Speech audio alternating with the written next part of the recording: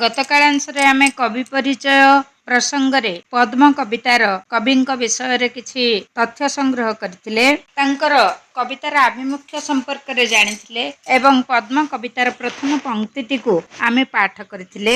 ବର୍ତ୍ତମାନ ପୁଣି ଥରେ ସେଇ ପଂକ୍ତିଟିକୁ ପାଠ କରି ଆମେ ତାର ଅର୍ଥ ସମ୍ପର୍କରେ ପରିଚିତ ହେବା। ଲାବଣ୍ୟର ଅର୍ଥ ହେଲା ସୌନ୍ଦର୍ଯ୍ୟ। କୋଟିଏ ଲାବଣ୍ୟର ନିଧି, ନିଧିର ଅର୍ଥ ହେଲା ସମ୍ପତ୍ତି।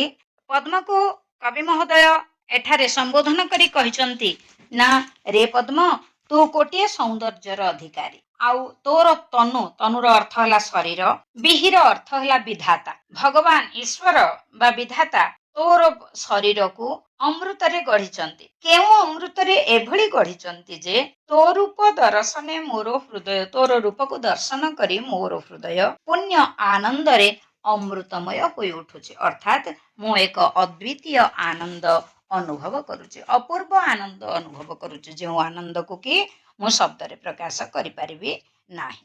ଢଳ ଢଳ ସୁନୀଳ ସରସୀ ଜଳ, ଢଳ ଢଳ ଶ୍ୟାମଳ ନଳିନୀ ଦଳ, ଢଳ ଢଳ ଭାସ୍କର ରଶ୍ମି ଉଜ୍ଜ୍ୱଳ, ତା ମଧ୍ୟରେ ଢଳ ଢଳ ତୁହି କମଳ। ଏଠି ସବୁଠୁ କବିତାର ସୌନ୍ଦର୍ଯ୍ୟ ରକ୍ଷା କରିବାରେ ଅଧିକ ସାହାଯ୍ୟ କରିଛି ଢଳ ଢଳ ଶବ୍ଦଟି। ସରସୀ ଅର୍ଥ ପୋଖରୀର ଜଳ, ସୁନୀଳବର୍ଣ୍ଣ, ନିର୍ମଳ ଜଳରାଶି ଦୂରରୁ ନୀଳବର୍ଣ୍ଣ ଧାରଣ କରିଥିବାର ଦେଖାଯାଏ। ନିର୍ମଳ ଜଳରାଶି ଭିତରେ ପଦ୍ମ, ପୋଖରୀର ପାଣି ଭିତରେ ପଦ୍ମ ଶୋଭା ପାଉଛି। ଢଳ ଢଳ ଶ୍ୟାମଳ ନଳିନୀ ଦଳ, ଯେଉଁ ପୋଖରୀରେ ନୀଳବର୍ଣ୍ଣର କଇଁମାନ, ନଳିନୀ ଅର୍ଥ କଇଁ, କଇଁମାନ ମାଳମାଳ ହୋଇ ଶୋଭା ପାଉଥାନ୍ତି। ଢଳ ଢଳ ଭାସ୍କର ରଶ୍ମି ଉଜ୍ଜ୍ୱଳ, ଆଉ ଭାସ୍କରର ଅର୍ଥ ହେଲା ସୂର୍ଯ୍ୟ। ସୂର୍ଯ୍ୟର କିରଣ ଯେଉଁ ଜଳରାଶି ଉପରେ ପ୍ରତିବିମ୍ବିତ ହେବା ମାତ୍ରେ ସୂର୍ଯ୍ୟର କିରଣ ଦୁଇଗୁଣ ଉଦ୍ଭାସିତ ହୁଏ, ଠିକ୍ ସେମିତି ପଦ୍ମ ଫୁଲଟି କଇଁ ଫୁଲ ମାନଙ୍କ ଭିତରେ, ପୋଖରୀ ଭିତରେ ଫୁଟି ଉଠି ସମସ୍ତଙ୍କ ଭିତରେ ସ୍ୱତନ୍ତ୍ର ବୋଲି ଦେଖାଯାଉଛି। ହସ ହସ ବଦନେ ହରସ ଭରେ, ଅନାଇ ରହିଅଛୁ ତୁ ଦିବା କରେ, ତୋ ମୁଖେ ଜ୍ୟୋତି ଧାରା ସେ ଦିବା କର, ଢାଳଇ ଅବିରଳ ଆରେ ପୁଷ୍କର। ଆଉ ପଦ୍ମ ସେଇ ଦିବାକରଙ୍କର ସେଇ ସୁନ୍ଦର କିରଣକୁ କିଭଳି ଚାହିଁ ରହିଛି? ହସ ହସ ବଦନରେ ଚାହିଁ ରହିଅଛି। ଦିବାକରର ଅର୍ଥ ହେଲା ସୂର୍ଯ୍ୟ, ଆଉ ସୂର୍ଯ୍ୟ ମଧ୍ୟ ପଦ୍ମର ଏଇ ଦାନର ପ୍ରତିଦାନରେ ତା ମୁହଁରେ ନିଜର ପବିତ୍ର ଜ୍ୟୋତି ଧାରା ଅର୍ଥାତ୍ ସୂର୍ଯ୍ୟଙ୍କ କିରଣ ଢାଳି ଦେବା ଦ୍ୱାରା ପଦ୍ମ, ପୁଷ୍କରର ଅନ୍ୟ ନାମ ହେଲା ପଦ୍ମ, ପୁଷ୍କର ଆହୁରି ସୁନ୍ଦର ଜ୍ୟୋତିରେ ପ୍ରକାଶିତ ହେଉଛି। ଆଉ ଏଇ ବର୍ଣ୍ଣନା ଭିତରେ କବି ମହୋଦୟ ପ୍ରକୃତରେ କିଭଳି ଭାବରେ ପଦ୍ମ ଓ ସୂର୍ଯ୍ୟଙ୍କର ଅତୁଟ ସମ୍ପର୍କ ପ୍ରକାଶ ପାଉଛି ତାହା ମଧ୍ୟ ବର୍ଣ୍ଣନା କରିଛନ୍ତି। ପିଉତୁ କି ଆନନ୍ଦେ ପିୟୁଷ ସରି, ସେ ଶୁଭ୍ର ଜ୍ୟୋତିଧାରା ଭକତି କରି, ଆହା କି ଦିବ୍ୟସିରି ତହୁଁ ତୁ ଲଭୁ, ଧନ୍ୟ ଉତ୍ପଳ ଧନ୍ୟ ତୋହର ପ୍ରଭୁ। ଏଠି କବି ସୂର୍ଯ୍ୟ କିରଣ ସହିତ ପଦ୍ମର ସମ୍ପର୍କ ବିଷୟରେ ବର୍ଣ୍ଣନା କରୁଛନ୍ତି। ସୂର୍ଯ୍ୟଙ୍କ କିରଣକୁ ପଦ୍ମ ଅମୃତ ମନେକରି ପାନ କରୁଛି। କେମିତି? ନା ଆନନ୍ଦର ସହିତ। ପିୟୁଷର ଅର୍ଥ ହେଲା ଅମୃତ, ଶରୀର ଅର୍ଥ ହେଲା ସମାନ।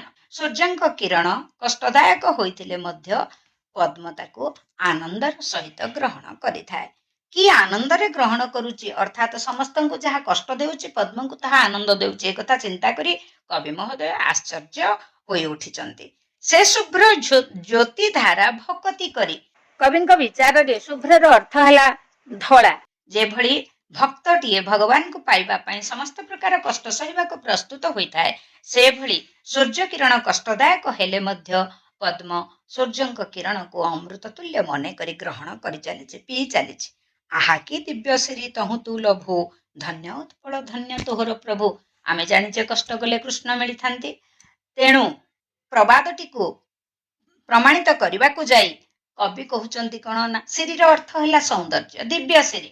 ଈଶ୍ୱରଙ୍କ ଠାରୁ ଯେଉଁ ସୌନ୍ଦର୍ଯ୍ୟ ପ୍ରାପ୍ତ ହୋଇଥାଏ ତାକୁ କୁହାଯାଏ ଦିବ୍ୟସିରି।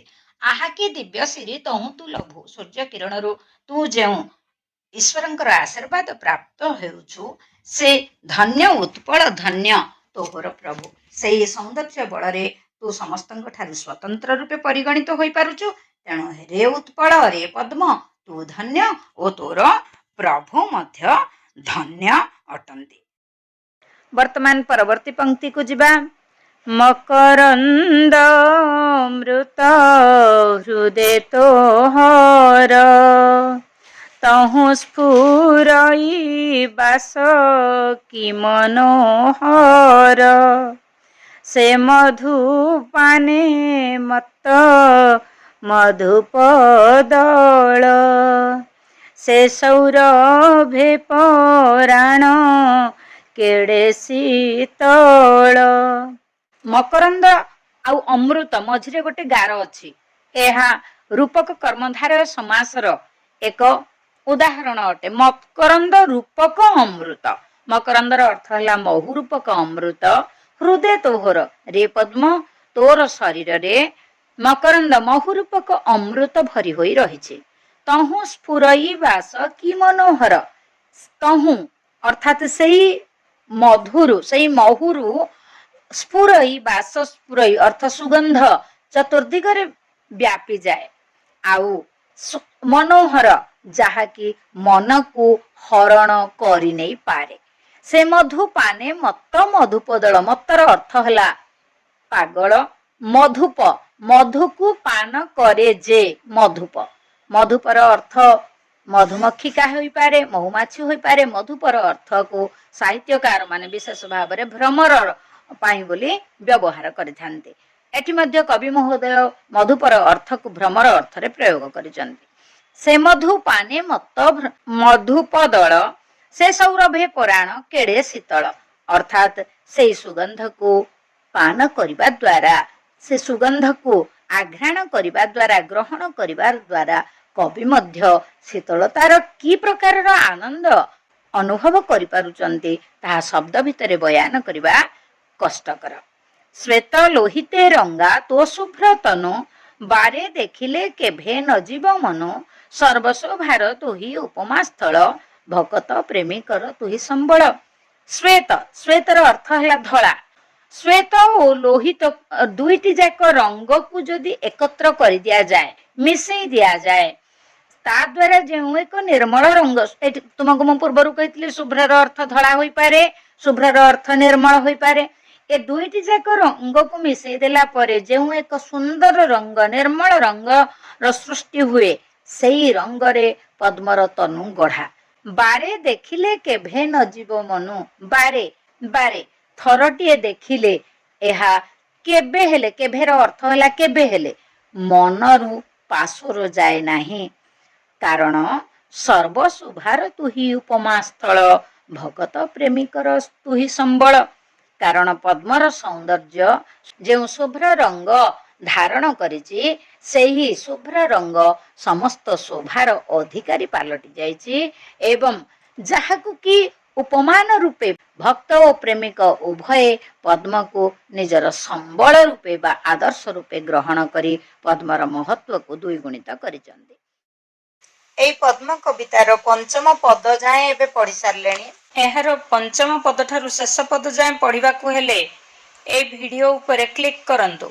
ଆଉ ଯୋଉ ସବୁ ଉତ୍ତମ ମାନର ପିଲାମାନେ ଅଛନ୍ତି ମୋ ସହ ଲିଙ୍କରେ ଯୋଡ଼ି ହୋଇ, ସେମାନଙ୍କ ପାଇଁ ମୁଁ କିଛି ଅତିରିକ୍ତ ପ୍ରଶ୍ନ ଡିସ୍କ୍ରିପସନରେ ଦେଇଛି। ଘର କାମରେ ସେ ସବୁ ପ୍ରଶ୍ନର ଉତ୍ତର କରିବା ପାଇଁ ଚେଷ୍ଟା କରିବା।